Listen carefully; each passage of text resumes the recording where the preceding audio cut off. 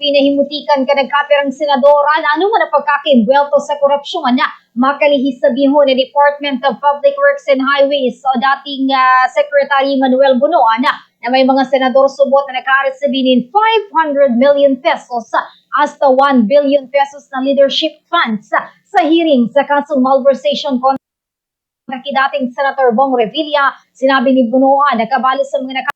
subuot nin listahan kan mga proyekto sinda Senator Juan Miguel Zubiri, Senator Bongo, Robin Padilla, Jinggoy Estrada. Sigun ki Zubiri, warang marawat sa institutional amendment sa national budget basta warang korupsyon, transparent ang proseso asin matano sa naipapautuban mga proyekto. Pinahimutikan maniguan na kaibalan siya sa anumang listahan niya asin ipinagduon na nadakul na listahan ng proyekto ang kinakaipuan na pakarahayon karahensya na dahil nangangahulugan na may koneksyon sa flood control o korupsyon na mantang sinabi man ni Senator Padilla na dapat tawan ng bilog na konteksto ang testimonya ni Bunoan na mantang sinabi man ni Senator Amy Marcos na wala siyang aram sa pinagsasabing pasasalamat niya sa dating DPWH Secretary.